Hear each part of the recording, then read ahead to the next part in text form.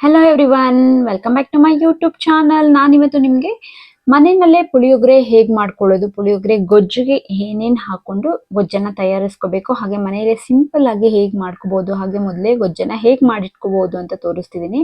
ಒಂದು ಅರ್ಧ ಕೆಜಿಯಷ್ಟು ಹುಣಸೆಹಣ್ಣು ತಗೊಂಡು ಅದಕ್ಕೆ ಬಿಸಿ ಬಿಸಿ ನೀರನ್ನು ಹಾಕಿ, ಮುಳುಗುವಷ್ಟು ನೀರು ಹಾಕಿ, ಹಾಗೆ ಸ್ವಲ್ಪ ಅರಿಶಿನ ಹಾಗೂ ಉಪ್ಪಿನ ಪುಡಿಯನ್ನು ಹಾಕಿ ನೆನೆಯೋದಕ್ಕೆ ಬಿಡ್ತೀನಿ. ಲಿಡ್ ಮುಚ್ಚಿಬಿಡ್ತೀನಿ. ಒಂದು 2 to 3 hours ಅಥವಾ ಒಂದು 4-5 hours ಕೂಡ ಇಡ್ಬೋದು. ಹುಣಸೆ ಹಣ್ಣನ್ನ ತುಂಬಾನೇ ಚೆನ್ನಾಗಿ ನೆಂದು ರಸ ಬಿಡಬೇಕು ಹುಣಸೆಹಣ್ಣು. ನಂತರ ಇದನ್ನ ಚೆನ್ನಾಗಿ ಕಿವುಚ್ಕೋಬೇಕು. ಹುಣಸೆ ಹಣ್ಣಿಗೆ ಉಪ್ಪು ಮತ್ತೆ ಅರಿಶಿನ ಪುಡಿ ಹಾಕೋದ್ರಿಂದ ಬೇಗ ಕರಗತ್ತೆ ನೀರಿನ ಜೊತೆ. ನಾನು ಜ್ಯೂಸರ್ ಜಾರ್ಗೆ ಹಾಕೊಳ್ತಾ ಇದ್ದೀನಿ. ನೆನೆ ಹಾಕೊಂಡಿದ್ನಲ್ಲ ಅದನ್ನ ಕಿವುಚ್ಬಿಟ್ಟು, ಇದು ತುಂಬಾನೇ ಚೆನ್ನಾಗಿ ರಸವನ್ನ ತೆಗಿಬಹುದು ಚಂದ ಗ್ರೈಂಡ್ ಆದ್ರೆ. ಹಾಗೆ ಅದ್ರೊಳಗಡೆ ಬೀಜ ಎಲ್ಲ ಇರುತ್ತೆ, ಅದನ್ನೆಲ್ಲ ತೆಗೆದು ಮಿಕ್ಸಿ ಜಾರ್ಗೆ ಹಾಕೊಳ್ಳೋಣ. ನಂತರ ಮಿಕ್ಸಿ ಈ ತರ ಗ್ರೈಂಡ್ ಮಾಡ್ಕೊಂಡು ಜ್ಯೂಸ್ ತರ ರೆಡಿ ಮಾಡ್ಕೊಂಡಲ್ಲ ಹುಣಸೆ ಹಣ್ಣಿನ ರಸ, ಅದನ್ನ ಈ ತರ ಫಿಲ್ಟರ್ ಮಾಡ್ಕೋತೀನಿ. ಫಿಲ್ಟರ್ ಯಾಕೆ ಮಾಡ್ಕೋತೀನಿ ಅಂದ್ರೆ ಕೆಲವೊಂದು ದಪ್ಪ ದಪ್ಪಕ್ಕೆ ಹಾಗೆ ಉಳಿದಿರುತ್ತೆ. ಹಾಗೆ ಹುಣಸೆ ಹಣ್ಣನ್ನ ನಾವು ಹೊರಗಡೆಯಿಂದ ಪರ್ಚೇಸ್ ಮಾಡ್ತೀವಲ್ಲ, ಅವರು ತುಂಬಾ ಕ್ಲೀನ್ ಮಾಡಿರೋದಿಲ್ಲ, ಕಸ ಹಾಗೆ ಅದರ ಹುಣಸೆ ಹಣ್ಣಿನ ಬೀಜಗಳೆಲ್ಲ ಹಾಗೆ ಇರುತ್ತೆ. ಮಿಕ್ಸಿ ಜಾರ್ ಹಾಳಾಗತ್ತೆ. ಹಾಗೆ ಫಿಲ್ಟರ್ ಮಾಡ್ಕೊಳ್ಳೋದ್ರಿಂದ ಅದು ಕ್ಲೀನ್ ಆಗಿ ಫಿಲ್ಟರ್ ಆಗುತ್ತೆ. ತಿನ್ನೋಬೇಕಿದ್ರೆ ಏನು ಡಿಸ್ಟರ್ಬೆನ್ಸ್ ಇರಲ್ಲ ಅನ್ನೋ ಕಾರಣಕ್ಕೆ. ಹಾಗೆ ಬೆಲ್ಲವನ್ನು ತಗೊಂಡಿದ್ದೀನಿ ನಾನು, ಅಚ್ಚ ಬೆಲ್ಲ, ಹಾಗೆ ಸ್ವಲ್ಪ ಕಪ್ಪು ಬೆಲ್ಲವನ್ನು ಕೂಡ ತಗೊಂಡಿದ್ದೀನಿ. ಬೆಲ್ಲ ಮುಳುಗುವಷ್ಟು ನೀರು ಹಾಕಿ ಬೆಲ್ಲವನ್ನ ಕಾಯೋದಕ್ಕೆ ಇಟ್ಟಿದ್ದೀನಿ. ಹಾಗೆ ಹುಣಸೆ ಹಣ್ಣನ್ನ ಫಿಲ್ಟರ್ ಮಾಡ್ಕೊಂಡಿದ್ನಲ್ಲ ಅದನ್ನ ಕೂಡ ಚೆನ್ನಾಗಿ ಈ ತರ ಸಿಮ್ಮಲ್ಲಿಟ್ಟು ಕುದಿಸ್ಕೊತಾ ಇದ್ದೀನಿ. ಚೆನ್ನಾಗಿ ಕುದ್ದು ಚಂದ ಗಟ್ಟಿ ಆಗ್ಬೇಕಿದು. ಈ ತರ ಹುಣಸೆ ಹಣ್ಣು ಚೆನ್ನಾಗಿ ಕುದಿತಾ ಇದ್ದಂಗೆ ಬೆಲ್ಲ ಕೂಡ ಚೆನ್ನಾಗಿ ಕುದಿತಾ ಇದೆ. ಬೆಲ್ಲದ ನೀರು ರೆಡಿ ಆಯ್ತು ನೋಡಿ ಇಷ್ಟು. ಹಾಗೆ ನಾನು ಒಂದು 6 monthsಗೆಲ್ಲ ಒಂದೇ ಸತಿ ಮಾಡಿ ಇಟ್ಕೊಬಿಡ್ತೀನಿ ಗೊಜ್ಜು. ಹಾಗೆ ಇನ್ನೇನು ನಮಗೆ ಮಳೆ ಸ್ಟಾರ್ಟ್ ಆಗುತ್ತಲ್ಲ, ಹಾಗಾಗಿ ಪುಳಿಯೋಗರೆ ಗೊಜ್ಜು ಯಾವಾಗಲೂ ನಮ್ಮ ಮನೇಲಿ ಇರುತ್ತೆ. ಹಾಗೆ ಈಗ ಮಾಡಿಕೊಂಡ್ರೆ ನಾನು ಹಬ್ಬಗಳಿಗೆಲ್ಲ ಸಪ್ರೇಟ್ ಆಗಿ ಎತ್ತಿಟ್ಕೊಬಿಡ್ತೀನಿ, ಒಂದು ಬಾಕ್ಸಿಗೆ ಹಾಕಿ ಎತ್ತಿಡ್ತೀನಿ. ಹಾಗಾಗಿ ಒಂದು 6 monthsಗೆ ಆಗಷ್ಟು ಪುಳಿಯೋಗರೆ ಗೊಜ್ಜನ್ನು ಮಾಡಿಟ್ಕೊಂಡ್ರೆ ಅದು ಹಾಳಾಗೋದಿಲ್ಲ. ಯಾಕಂದರೆ ನಾನು ಇದಕ್ಕೆ ಕೊಬ್ಬರಿ ಕೂಡ ಹಾಕ್ಕೊಳ್ತೀನಲ್ಲ, ಯಾವುದೇ ಕಾರಣಕ್ಕೂ ಅದು ಬೇಗ ಕೆಡೋದಿಲ್ಲ. ಹಾಗೆ ನಾನು ಇದನ್ನು ಫ್ರಿಜ್ಜಲ್ಲಿ ಇಟ್ಕೊಂಡು ಸ್ಟೋರ್ ಮಾಡ್ಕೋತೀನಿ. ಪಾತ್ರೆ ತುಂಬಾ ಚಿಕ್ಕದಾಯ್ತು ಅಂತ ಅನ್ನಿಸ್ತು. ಬೆಲ್ಲ ಹಾಗೆ ಹುಣಸೆ ಹಣ್ಣು ಎರಡರನ್ನು ಫಿಲ್ಟರ್ ಮಾಡಿದ್ದೀನಿ, ಬೆಲ್ಲದ ಪಾಕವನ್ನು ಕೂಡ. ಯಾಕಂದ್ರೆ ಅದ್ರಲ್ಲಿ ಕೂಡ ತುಂಬಾನೇ ಕಸ ಕಡ್ಡಿ ಇರುತ್ತೆ. ಹಾಗಾಗಿ ಕ್ಲೀನಾಗಿ ಫಿಲ್ಟರ್ ಮಾಡಿಕೊಂಡು ಈ ತರ ಚೆನ್ನಾಗಿ ಕುದಿಸ್ಕೋಬೇಕು. ಹುಣಸೆ ಹಣ್ಣಿನ ರಸ ಹಾಗೂ ಬೆಲ್ಲ ಚೆನ್ನಾಗಿ ಕುದ್ದು ಗಟ್ಟಿ ಆಗ್ಬೇಕು. ಅಷ್ಟರಲ್ಲಿ ನಾವು ಎಳ್ಳನ್ನ ಸ್ವಲ್ಪ ಹೀಟ್ ಮಾಡ್ಕೊಳ್ಳೋಣ. ಎಳ್ಳು ಸ್ವಲ್ಪ ಚಟಪಟ ಅಂತ ಹೇಳಿದ್ರೆ ಸಾಕು. ಸ್ವಲ್ಪ ತಣ್ಣಗಾಗಕ್ಕೆ ಬಿಟ್ಟು ನಂತರ ಮಿಕ್ಸಿ ಜಾರ್ಗೆ ಹಾಕೊಳ್ಳೋಣ. ನೈಸಾಗಿ ಗ್ರೈಂಡ್ ಮಾಡ್ಕೊಳ್ಳೋಣ.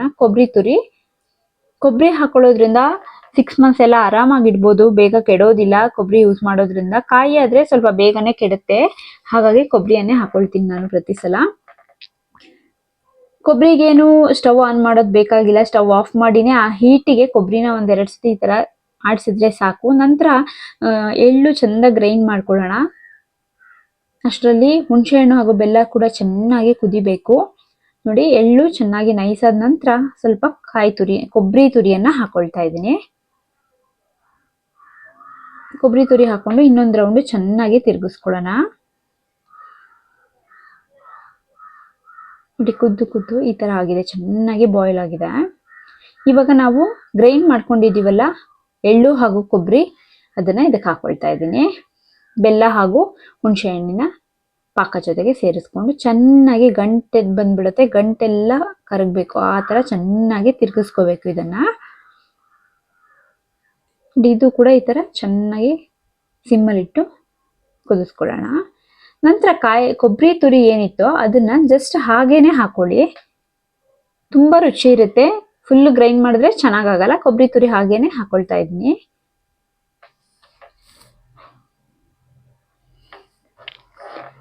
ನೀವು ಕೂಡ ಹೀಗೆ ಒಂದ್ಸತಿ ಟ್ರೈ ಮಾಡಿ ನೋಡಿ, ತುಂಬಾನೇ ಚೆನ್ನಾಗಾಗತ್ತೆ.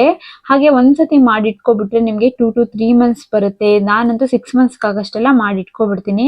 ಕೇಳಿದಾಗ ಪಟ್ಟಂತ ಮಾಡ್ಕೊಟ್ಬಿಡ್ಬೋದು. ಹಾಗೆ ಸ್ವಲ್ಪ ಅರಿಶಿನ, ಅಚ್ಚ ಖಾರದ ಪುಡಿ ಎಲ್ಲವನ್ನ ಹಾಕೊಂಡು ತಿರುಗಿಸ್ಕೊಳ್ತಾ ಇದ್ದೀನಿ.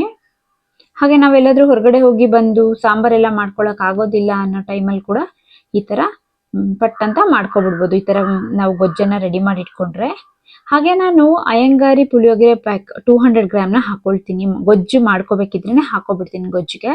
ಇದು ಹಾಕೊಳ್ಳೇಬೇಕು ಅನ್ನೋದೇನಿಲ್ಲ, ಫ್ಲೇವರ್ಗೋಸ್ಕರ ಹಾಕೊಂಡ್ರೆ ತುಂಬಾನೇ ರುಚಿಯಾಗಿರುತ್ತೆ, ಹಾಗೆ ಒಳ್ಳೆ ಫ್ಲೇವರ್ ಕೊಡುತ್ತೆ. ಚೆನ್ನಾಗಿ ತಿರುಗಿಸ್ಕೊಂಡು ಉಪ್ಪಿನ ಪುಡಿ ಕೂಡ ಹಾಕೊಂಡಿದ್ದೀನಿ ನೋಡಿ. ಈ ತರ ಚೆನ್ನಾಗಿ ಕುದಿಬೇಕು. ಪುಳಿಯೋಗರೆ ಗೊಜ್ಜು ಆಲ್ಮೋಸ್ಟ್ ರೆಡಿ ಆಗಿದೆ. ನಾನು ಇದನ್ನ ಹಾಗೆ ಬಿಟ್ಬಿಡ್ತೀನಿ ಓವರ್ ನೈಟ್, ತಣ್ಣಗಾಗ್ಬೇಕಲ್ಲ, ಹಾಗಾಗಿ ನೆಕ್ಸ್ಟ್ ಡೇ ನಾನು ಇದನ್ನ ಬಾಕ್ಸ್ಗಳಿಗೆ ಫಿಲ್ ಮಾಡಿ ಫ್ರಿಜ್ಜಲ್ಲಿ ಸ್ಟೋರ್ ಮಾಡ್ಕೋತೀನಿ. ನಾನು ನಮಗೆ ಡೈಲಿ ವೀಕ್ಲಿ ಒನ್ಸ್ ನಮ್ಮಲ್ಲಿ ಪುಳಿಯೋಗರೆ ಇದೇ ಇರುತ್ತೆ, ಹಾಗಾಗಿ ಬೇರೆ ಸ್ಟೋರ್ ಮಾಡಿಕೊಂಡು ದೇವರಿಗೆ ಪ್ರಸಾದಕ್ಕೆ ಅಂತಾನೆ ಒಂದು ಬಾಕ್ಸಲ್ಲಿ ಹಾಕಿ ಸಪ್ರೇಟ್ ಆಗಿ ಇಟ್ಕೊಳ್ತೀನಿ. ಹಾಗೆ ಏನೇನು ಹಾಕಿ ಪುಳಿಯೋಗರೆ ರೆಡಿ ಮಾಡ್ಕೊಳ್ಬೇಕು ಅಂತ ಕೂಡ ತೋರಿಸ್ಕೊಳ್ತಾ ಇದ್ದೀನಿ. ಕಡಲೆಬೇಳೆ, ಕಡಲೆ ಬೀಜ, ಉದ್ದಿನ ಬೇಳೆ, ಕೊತ್ತಂಬರಿ ಸೊಪ್ಪು, ಸಾಸಿವೆ, ಕರಿಬೇವಿನ ಸೊಪ್ಪು, ಬ್ಯಾಡಗಿ ಮೆಣಸಿನ್ಕಾಯಿ. ಇದು ನೋಡಿ ಗೊಜ್ಜು ನಾನು ರೆಡಿ ಮಾಡ್ಕೊಂಡಿರೋದು. ಈ ಗೊಜ್ಜಲ್ಲಿ ಒಂದು 2 ಟೀ ಸ್ಪೂನ್ ಅಷ್ಟೇ ಗೊಜ್ಜು ತಗೊಂಡಿದ್ದೀನಿ. ಅದಕ್ಕೊಂದು ಸ್ವಲ್ಪ ಅರಿಶಿನ ಹಾಕೊಳ್ತಾ ಇದ್ದೀನಿ.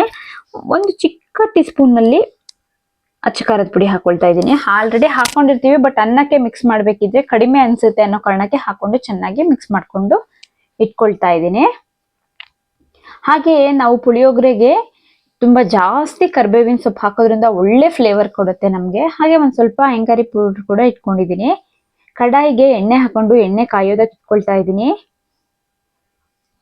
ಎಣ್ಣೆ ಕಾಯ್ದ ನಂತರ ಕಡಲೆ ಬೀಜವನ್ನ ಹಾಕೊಂಡು ಚೆನ್ನಾಗಿ ಫ್ರೈ ಮಾಡ್ಕೊಳ್ಳಿ. ಎಣ್ಣೆ ಚೆನ್ನಾಗಿ ಕಾಯ್ದ ಮೇಲೇನೆ ಕಡಲೆ ಬೀಜ ಹಾಕೊಳ್ಳಿ, ಇಲ್ಲ ಅಂದ್ರೆ ಅದು ತಿನ್ನೋದಕ್ಕಷ್ಟು ರುಚಿ ಆಗೋದಿಲ್ಲ, ಒಂಥರ ಬೆಂದಿರೋದಿಲ್ಲ, ಕ್ಲೀನ್ ಆಗಿ ಫ್ರೈ ಆಗಿರೋದಿಲ್ಲ. ಕಡಲೆ ಬೇಳೆಯನ್ನು ಹಾಕೊಳ್ತಾ ಇದ್ದೀನಿ, ಉದ್ದಿನ ಬೇಳೆ ಹಾಕೊಳ್ತಾ ಇದ್ದೀನಿ.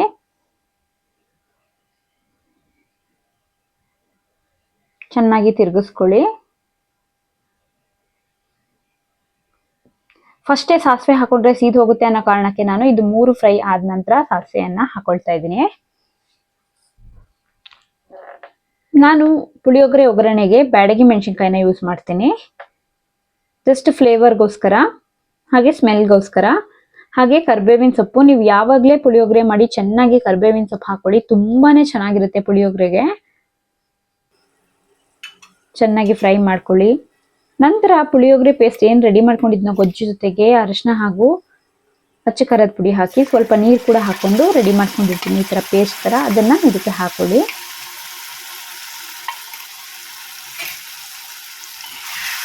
ಚೆನ್ನಾಗಿ ತಿರುಗಿಸ್ಕೊಂಡು ಸ್ವಲ್ಪ ಹೊತ್ತು ಹಾಗೆ ಫ್ರೈ ಆಗೋದಕ್ಕೆ ಬಿಡಿ, ಮಿಕ್ಸ್ ಆಗೋದಕ್ಕೆ.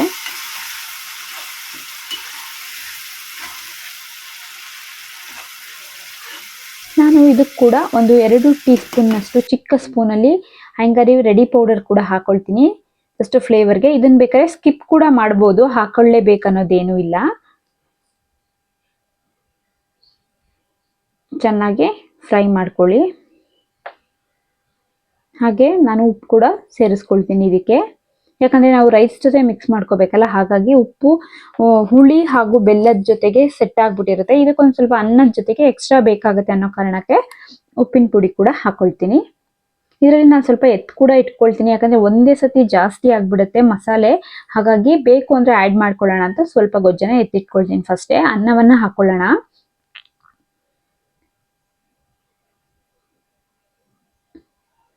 ಚೆನ್ನಾಗಿ ಮಿಕ್ಸಿಂಗ್ ಮಾಡೋಣ.